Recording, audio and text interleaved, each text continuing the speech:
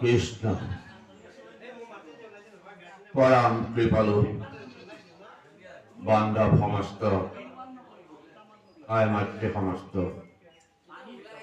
কিছু সময় বিরতির পাছতেই আপনা খবৰ সেই শৰণ পাবৰ বাবে আমি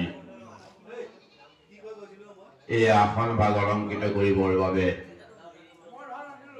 আমি আহি উপস্থিত হৈছো এই ভক্তিস্থলীত দ্বিতীয় বৈকুণ্ঠপুৰী এই ভক্তিস্থলীত আমি আহি উপস্থিত হৈ কৃষ্ণৰ কথা দুআষাৰ আলাপ আলোচনা কৰাৰ বাবেই আমি আপোনাসৱৰ চৰণ সেৱা জনাই আমি আগবাঢ়িছো। আমাৰ সাধ্য নাই আপোনাসৱক আমি কৃষ্ণৰ কথা দুআষাৰ কোৱাৰ সেই ধৃষ্টতা আমাৰ নাই, তথাপি আমি আপোনাসৱৰ হুকুম মানিহে আমি আগবাঢ়িব খুজিছো। মহাভাগৱত শাস্ত্ৰৰ এই তৃতীয় স্কন্ধত কপিল গোসাঁইৰ জন্ম, স্বয়ং ব্ৰহ্মণৰ কন্যা দেৱহূতি আৰু দেৱহূতিক বিবাহ দিছিল কৰ্দমমুনিলৈ। কৰ্দমমুনিয়ে দেৱহূতিক বিবাহ কৰাই বিন্দু সৰোবৰৰ পাৰত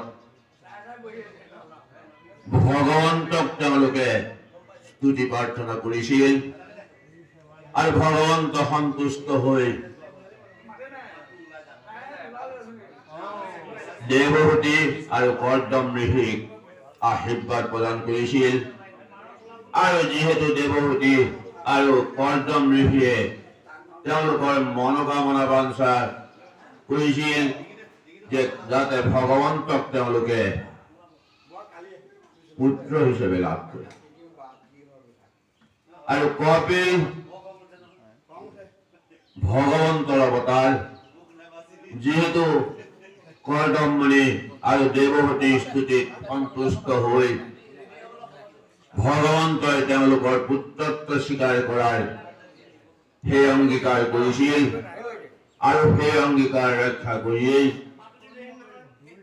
কৰ্দমমুনিৰ প্ৰাৰ্থনাত তেওঁ সন্তুষ্ট হৈ দেৱহূতিৰ পুত্ৰ হিচাপে তেওঁ আহি কপিল নামেৰে জন্মগ্ৰহণ কৰিছিল।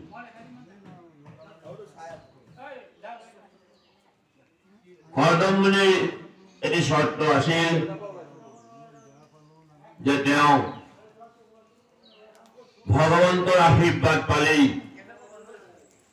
তেওঁ সেই আশ্ৰম এৰি কৰ্দমমুনিয়ে আশ্ৰম এৰি তেওঁ সন্ন্যাস গ্ৰহণ কৰিব। কিন্তু এটি এটিকৈ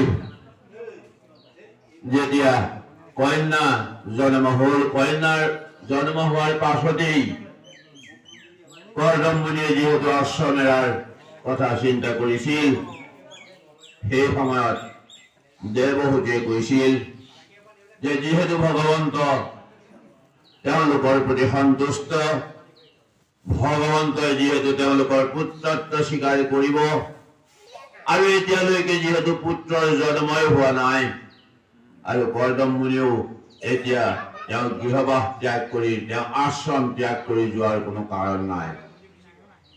দেৱহূতিৰ বাক্যত কৰ্দমমুনি কিছুদিন সেই আশ্ৰমতে থাকিল। যথাক্ৰমে যথা সময়ত জন্ম হৈছিল কপিল মুনিৰ। তেওঁলোকৰ যিহেতু পুত্ৰ জন্ম হল, তাৰ পিছতেই কৰ্দমমুনিয়ে আশ্ৰম এৰি মাতৃৰ কোলতেই শিশুক এৰি থৈ তেওঁ সন্ন্যাস আশ্ৰম গ্ৰহণ কৰিলে,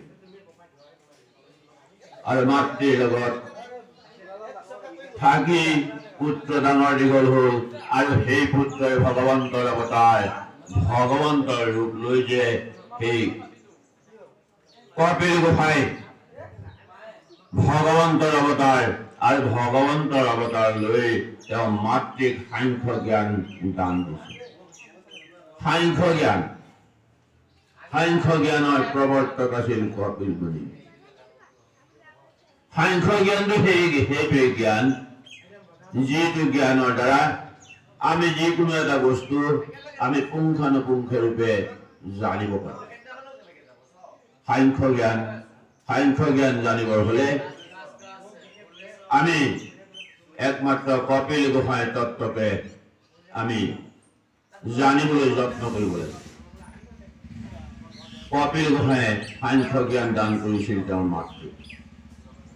আৰু এটি বস্তুৰ ওপৰত যেনেকৈ আমি যদি চাওঁ উদাহৰণস্বৰূপে সূৰ্যটোৰ প্ৰতি আমি যদি লক্ষ্য কৰোঁ, সাংখ্য জ্ঞান জানিবলৈ হলে আমি সূৰ্যৰ প্ৰতি লক্ষ্য কৰিব লাগিব।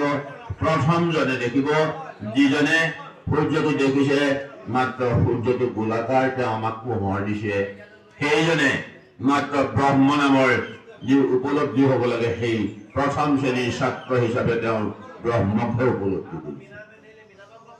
আৰু যিজনে জানিছে যে সূৰ্যটো গোলাকাৰ, সূৰ্যটোৱে আমাক পোহৰ দিছে, ইয়াৰ ৰঙো 7টা, ক্ৰমান্বয়ে তেওঁ আগবাঢ়ি গৈছে সূৰ্যৰ বিষয়ে জানিবলৈ, তেওঁ দ্বিতীয় শ্ৰেণীৰ ছাত্ৰ।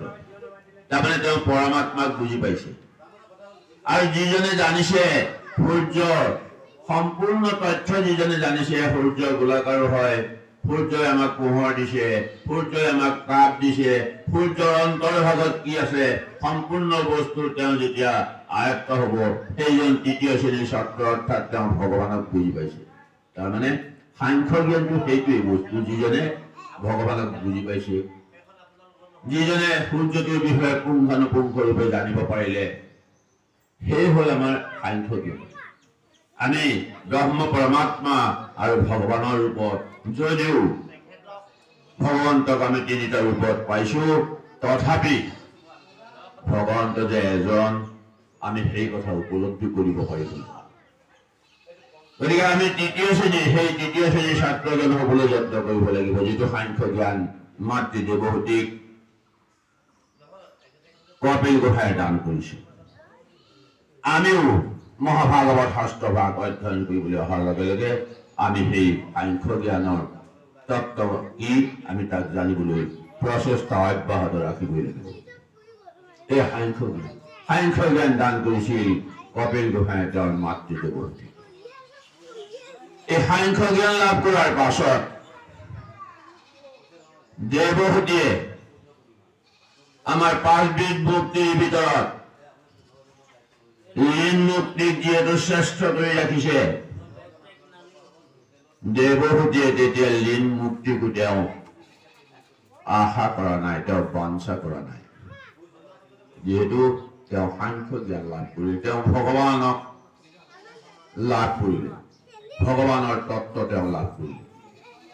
সাংখ্য জ্ঞান লাভ কৰাৰ পাছত যিহেতু লীন মুক্তিকো তেওঁ আশা কৰা নাই, কপিল গোসাঁইৰ ওচৰত দেৱহূতিয়ে প্ৰকাশ কৰিছিল যে নালাগে লীন মুকুতিকো তথা নাহি হৰি পদ পংকজ তথা। য'ত হৰিৰ পদৰ পংকজ, হৰিপদ পংকজ য'ত সেৱনৰ সুবিধা নাই, তেনেধৰণৰ লীন মুক্তিও দেৱহূতিয়ে বিচৰা নাই। এয়া হৈছে আমাৰ উত্তম শ্ৰেণীৰ ভকতৰ লক্ষণ। উত্তম শ্ৰেণীৰ ভকতে কোনো কাৰণতেই মুক্তি বাঞ্ছা নকৰে। মুক্তিত নিষ্পৃহ যিটো সেই ভকতক মূল সময় মাগুহু ভকতি সমস্ত নষ্ট ক্ৰমণি নিজ ভকতৰ অৱশ্য ভজো হেন দেৱ যদুপতি। গতিকে ৰসময় ভকতি, আৰু এই ভকতিৰ ৰহস্য যিজনে জানিছে, তেওঁৰ মুক্তিৰ বাঞ্ছা কৰা নাই। আমাৰ কপিল গোসাঁই সাংখ্য জ্ঞানৰ প্ৰৱৰ্তক। পুত্ৰ জন্মৰ পাছত কৰ্দম ঋষি তেওঁ বনবাসী হ'ল। আৰু এতিয়া সাংখ্য জ্ঞান মাতৃ দেৱহূতিক সাংখ্য জ্ঞান দান দিয়াৰ পাছতেই কপিল গোসাঁয়ে কৰ্দম ঋষিৰ আশ্ৰমেৰে তেওঁ চিন্তা কৰিলে, মাতৃক তেওঁ জ্ঞান দিলে, আৰু দেৱহূতিও ইতিমধ্যে সাংখ্য জ্ঞান লাভ কৰিছে। কপিল গোসাঁয়ে তেওঁৰ আশ্ৰম এৰি এতিয়া তেওঁ ভগৱন্তৰ চিন্তাতেই ভগৱন্তৰ অৱতাৰ কপিল গোহাঁয়ে এতিয়া আগবাঢ়ি গৈছে। তেওঁ আশ্ৰম এৰি একমাত্ৰ কৃষ্ণৰ চিন্তাতে তেওঁ আগবাঢ়ি গৈছে। তেওঁ সন্ন্যাস আশ্ৰম গ্ৰহণ কৰিলে আৰু তেওঁ লাহে লাহে গৈ এতিয়া তীৰ্থ কৰাৰ বাবে তেওঁ আগবাঢ়ি গৈছে। দেৱহতী দেৱী কৃষ্ণ পদ সেৱী মুকুতি ভৰিলা যথাত সিদ্ধ পদ নাম নাহিকে উপম ক্ষেত্ৰ এক ভৰিলা তাত। যিখন ক্ষেত্ৰত গৈ দেৱহতীয়ে এতিয়া তেওঁ কৃষ্ণৰ পদ সেৱনৰ উপযুক্ত স্থান বুলি চিহ্নিত কৰিছে। সেই সিদ্ধ স্থানত গৈ দেৱহতী গৈ উপনীত হৈছে। মহাপুণ্যতম ক্ষেত্ৰ মনোৰম দৌলিত্য ভৰিল প্ৰখ্যাত তাত নৰচয় মৰি সিদ্ধ হয় পাতক পৰিবিধ। যিখন ক্ষেত্ৰস্থানৰ কথা কোৱা হৈছে সেই ক্ষেত্ৰত গৈ যিকোনো মানুহে অকল দেৱহতীৰ কথা কোৱা নাই, যিকোনোৱেই সেইখন ক্ষেত্ৰত গৈ উপস্থিত হলে সেইখন ক্ষেত্ৰ দৰ্শন হলেই তাত যিকোনো মানুহে গৈ তেওঁলোকে মুক্তি লাভ কৰে। গতিকে যোগ বলে সেইটো মন শুদ্ধ কৰি এই অন্ত কলেবৰ সেই দেহে তাত ভৰিল এক নদী নাহি তাৰ পতন্ত। এতিয়া সেই দেহ যি ক্ষেত্ৰত গৈ দেৱহতীয়ে দেহ ত্যাগ কৰিলে তাতে এখন নদীৰ সৃষ্টি হ'ল। তাতে এখন নদীৰ সৃষ্টি হ'ল, যিখন নদীৰ কোনো পতন্ত্ৰ নাই। নামত সিদ্ধিদা বিনাশে অবিদ্যা সিদ্ধ হব কৰে সেৱা কপিল প্ৰভুৰ মহিমা প্ৰচুৰ শুনি পোৱা। এতিয়া যিখন নদী দেৱহতীৰ দেহ ত্যাগৰ পাছত যি ক্ষেত্ৰত সেই নদীখনৰ সৃষ্টি হৈছিল, দেৱহতীৰ দেহেৰে যিখন নদীৰ সৃষ্টি হৈছিল সেই নদীৰ কোনো তুলনা নাই। যিখন নদীত স্নান কৰি মহা পাপীসকলেও য'ত সিদ্ধি লাভ কৰে মুক্তি লাভ কৰে সেই নদীৰ আৰু কোনো তুলনা নাই। মাতৃৰ অনুজ্ঞা পায় ভগৱন্ত পিতৃৰ আশ্ৰমেৰে পুৰুষ উত্তমসকলে দিয়া কৌতুহলে গৈ লালৰি। এতিয়া মাতৃৰ অনুগ্ৰহ মাতৃৰ আজ্ঞা পায় কপিল গোহাঁয়েও সেই আশ্ৰমেৰে তেওঁ সেই পুৰুষোত্তম নামৰ সেই স্থানলৈ তেওঁ উত্তৰ দিশৰ সেই পুৰুষোত্তম নামৰ স্থানলৈ তেওঁ গতি কৰিলে। সিদ্ধমুনিগণ গন্ধৰ্ব চৰণত অপেশ্বৰা চৰাই চতুৰ্বেদীকে স্তুতি কৰি চলে প্ৰভু হুৰু লয় জয়। যি সময়ত কপিল গোহাঁয়ে তেওঁৰ আশ্ৰম এৰি সেই নদীৰ অভিমুখে যাত্ৰা কৰিছিল, সেই সময়ত সমস্ত নৰগণে সমস্ত প্ৰজাগণে তেওঁক চতুৰ্বেদী আগুৰিও জয় জয় স্তুতি কৰি জয় জয় ধ্বনি কৰি তেওঁক আগুৱাই লৈ গৈছে। পথে পথে আহি যত দেৱ দেখি পৰিপ্ৰণময় কাশম্বৰ মহাকুশল চিন্তে চলিদান্ত কৃতময়। ভগৱন্ত যিহেতু সিদ্ধস্থানত স্নান কৰাৰ উদ্দেশ্যে তেওঁ যাত্ৰা আৰম্ভ কৰিছিল। দেশৰ সকলো ৰজা প্ৰজা ঋষি মুনি সকলোৱে তেওঁক সংগ দিছিল আৰু সকলোৱে তেওঁৰ চৰণ চিন্তি সকলো আগবাঢ়ি গৈ আছে। এহিমতে গৈ পাইলা প্ৰভু যায় লৱণ সমুদ্ৰ পা আহিলা ঈশ্বৰ জানে সমুদ্ৰৰ মনত ভৰিলা উল্লাস। সেই লৱণ সমুদ্ৰৰ ওচৰ যেতিয়াই প্ৰভু কপিল দেৱ গৈ যেতিয়া সেই লৱণ সমুদ্ৰৰ ওচৰ পাইছিল আৰু সেই লৱণ সমুদ্ৰই যেতিয়া প্ৰভুক নমস্কাৰ জনাইছিল, প্ৰভুক নমস্কাৰ জনাই এই নদীও লৱণ সমুদ্ৰও তেওঁ উল্লাসত নাচি উঠিছিল আৰু নদীও পূজাৰ সম্ভাৰ সকলো যোগাৰ কৰি তেওঁৰ ওচৰত আহি দণ্ডতে পৰি সেই প্ৰভু কপিল গোহাঁই শ্ৰীচৰণত প্ৰণাম জনাইছিল। উঠি নম্ৰভাৱে ঈশ্বৰক কটাৱে দিলন্ত দিব্য আসন চৰণত ধুৱাই নানামতে পুজি কৰিবে লৈ লব চৰণ। গতিকে প্ৰভু ভগৱন্তৰ ওচৰত যেতিয়া এই প্ৰভু ভগৱন্ত কপিল গোসাঁইৰ ওচৰত যেতিয়া সেই নদীও উঠি পূজাৰ সম্ভাৰ গোটাই তেওঁক সেৱা জনালে আৰু তেতিয়া কপিল গোসাঁই উঠি নদীক লাহে লাহে প্ৰভুলৈ ধৰিলে কৃষ্ণ। ভগৱন্ত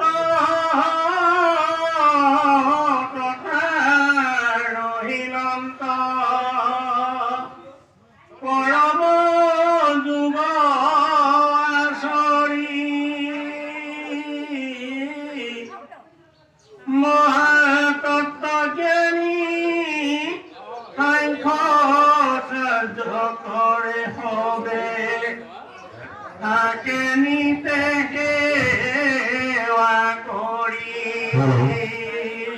পৰম সভজন ভক্তগণ আধ্যাত্মিক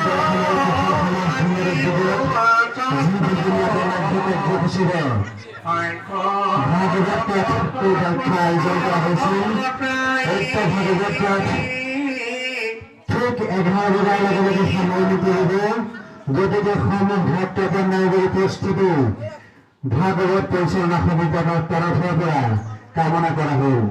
পৰম শ্ৰদ্ধাৰ ভক্তপ্ৰাণ ৰাইজ, আধ্যাত্মিক দৰ্শনৰ প্ৰসাৰ সমাজ ধৰ্মৰ উদ্যোগত যি দুদিনীয়া বৰ্ণাঢ্য কাৰ্যসূচীৰে ভাগৱত পাঠ ও ব্যাখ্যাৰ যি আয়োজন কৰা হৈছিল, উক্ত ভাগৱত পাঠ ঠিক 11 বজাৰ লগে লগে সামৰণি পৰিব। গতিকে সমূহ ভক্তপ্ৰাণ ৰাইজৰ উপস্থিতি ভাগৱত পৰিচালনা সমিতিৰ তৰফৰ পৰা কামনা কৰা হ'ল।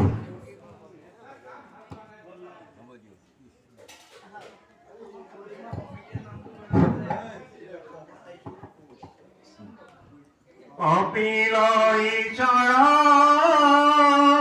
জিও আচন্ত সাংখ্য প্ৰথ প্ৰৱৰ্তাই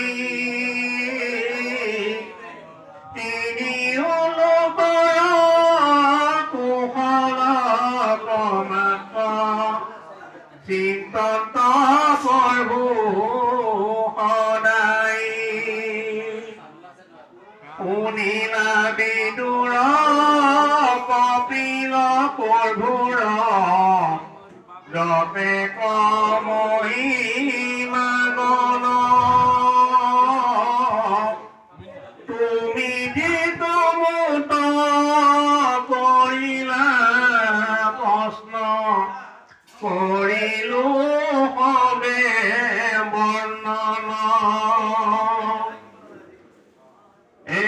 দেৱহূতি সমে কপিল প্ৰভুৰ পবিত্ৰ সংবাদ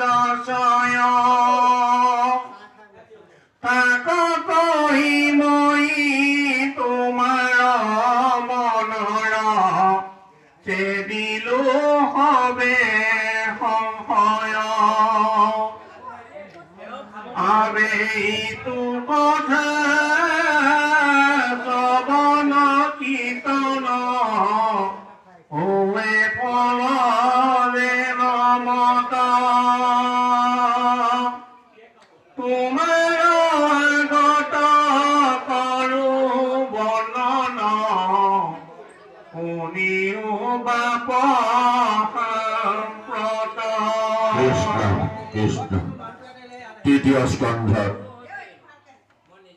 বিদুৰ আৰু মৈত্য কপিল গোসাঁই হেনো জন্ম গ্ৰহণ কৰিলে কেনেকৈ, তেওঁনো পিতৃ মাতৃ কোন, তেওঁ ক'তনো জন্ম গ্ৰহণ কৰিলে, এই সমস্ত বাৰ্তা কপিল গোসাঁই এই সমস্ত আখ্যান বিদুৰ আৰু মৈত্য এয়া আলোচনা কৰি আছে। বিদুৰে যিহেতু মৈত্ৰক এই কথা প্ৰশ্ন কৰিছিল যে কপিল গোসাঁইনো কোন, কপিলেনো কি কৰিলে, দেৱহূতিনো কোন, কৰ্দম ঋষিয়েনো কেনেকৈ কপিল গোসাঁইক লগ পাইছিল, ঠিক এনেদৰে আহি আহি আমি কপিল গোসাঁই আৰু দেৱহূতি মাতৃৰ সমস্ত বৃত্তান্ত আমি পালো।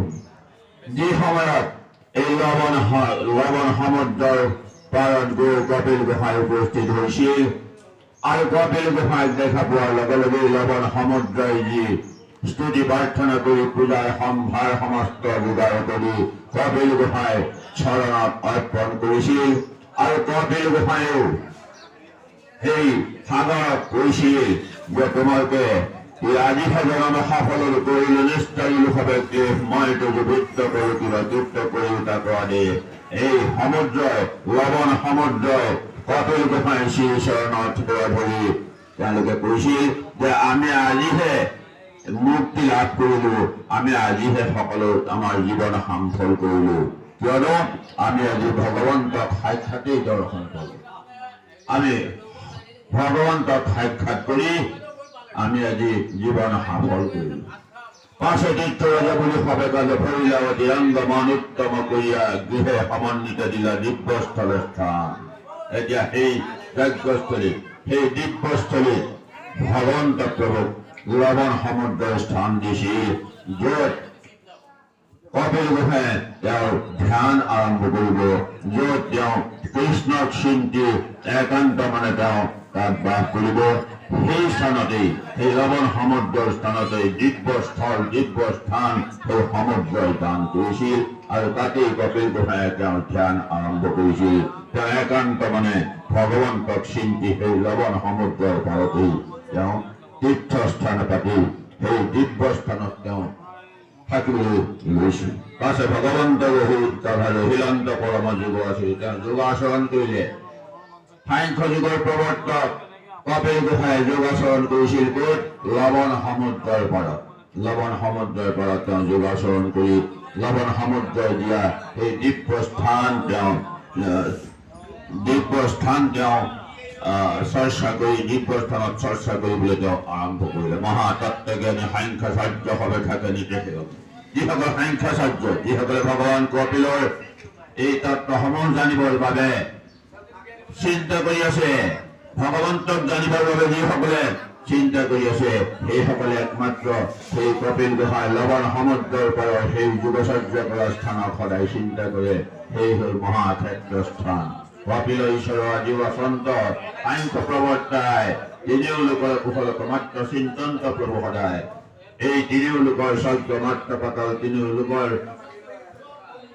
লোকৰ কুশলৰ চিন্তা কৰি প্ৰভু ভগৱন্ত এই কপিল গোসাঁই লৱণ সমুদ্ৰৰ পাৰত এই লৱণ সমুদ্ৰই দান কৰে দিব্য স্থানতে আজিও যোগ আচৰণ কৰি তেওঁ আচৰণ প্ৰৱৰ্তাই আছে। আৰু এই কথাখিনিকে আমাৰ তৃতীয় স্কন্ধ ভাগৱতত বিদুৰ আৰু মৈত্ৰেয়ৰ এই কথাখিনিকে আলোচনা কৰি আছিল। আৰু এতিয়া মৈত্ৰেয়ই বিদুৰক কৈছে যে শুনিলা বিদুৰ কপিল প্ৰভুৰ যতেক মহিমাগণ, যে হে বিদুৰ, তুমি কপিল গোসাঁই সকলো যি তত্ত্ব যি মহিমা সকলো কথা তোমাৰ ওচৰত প্ৰকাশ কৰিলো। আৰু তুমি যিটো মতে কৰিলা, প্ৰশ্ন কৰিলো সবে বৰ্ণন, তুমি মোক প্ৰশ্ন কৰিছিলা কপিল গোসাঁই সম্পৰ্কে, কপিল গোসাঁয়েনো কেনেকৈ যোগাচৰণ কৰিছিল, কপিল গোসাঁয়েনো ক'ত যোগাচৰণ কৰিছিল, কপিল গোসাঁয়েনো মাতৃ পিতৃ কোন, কপিল গোসাঁয়ে কেনেকৈ আহি কৰ্দম ঋষিৰ গৃহত এনেকৈ জন্ম গ্ৰহণ কৰিব লগা হ'ল, কিয়নো কৰ্দম আৰু দেৱহূতিৰ পুত্ৰত্ব স্বীকাৰ কৰি ভগৱান আহিব লগা হ'ল। সেই কথা তুমি যিহেতু মোক সুধিছিলা, তোমাৰ প্ৰশ্নৰ উত্তৰ মই তোমাক সকলো বৰ্ণনা কৰিলো। দেৱহূতি সমেত কপিল প্ৰভু পবিত্ৰ সম্বাদ ছয়, এই কপিল গোসাঁই দেৱহূতি মাতৃৰ লগত যি আলাপ আলোচনা হৈছিল, এই সকলো কথাই তাকো কৰো মই তোমাৰ মনৰ সেইদিলো সদায় সংশয়। মই তোমাৰ মনৰ যি সংশয় আছিল, মনৰ সংশয় সকলো মই দূৰ কৰিলো প্ৰভু। এতিয়া এই বিদুৰ, তোমাৰ মনত আৰু কিবা সংশয় আছে নেকি যে আমি এইটো কথা শ্ৰৱণ কীৰ্তন হোৱাৰ ফলত যেন আমাৰ তোমাৰ আগত কৰো বৰ্ণনা শুনিও বা প্ৰসম্পদ এই শ্ৰৱণ কীৰ্তন কপিল গোসাঁই চৰিত্ৰ, কপিল গোসাঁই চৰিত্ৰ শ্ৰৱণ কীৰ্তন কৰাৰ ফলত ইয়াত কোনোবা কেনেকুৱা ধৰণৰ ফল লাভ কৰিব পাৰি, সেই বিষয়ে মই তোমাৰ ওচৰত আকৌ বৰ্ণনা কৰিম। কৃষ্ণ কপিল মুনিৰ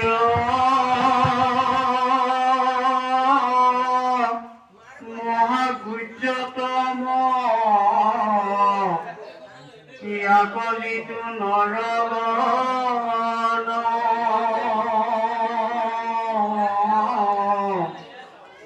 ঈশ্বৰ কৃষ্ণত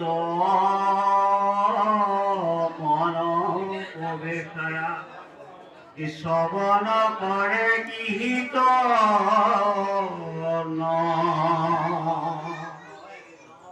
তেবে তাৰা হবে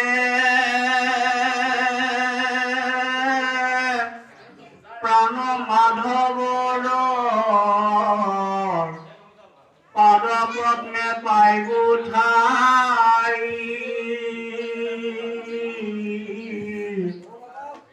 হাত তুৰিয়া মহাফলয়াই কদাচিত নাই নাই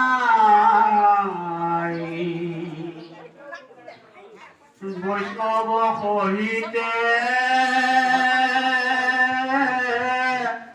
হুৱে জগতি কথাটো মিলয় ৰতি ঈশ্বৰ কৃষ্ণত বাহে নিত্যাগ্ৰত কেৱল প্ৰেম ভকতি গুছে ভৱ ভয় কৃষ্ণ প্ৰিয় হয় আনন্দ আতিল ভয় শ্ৰৱণ কীৰ্তন কৰে যিটো জন সমস্তে তাক নহম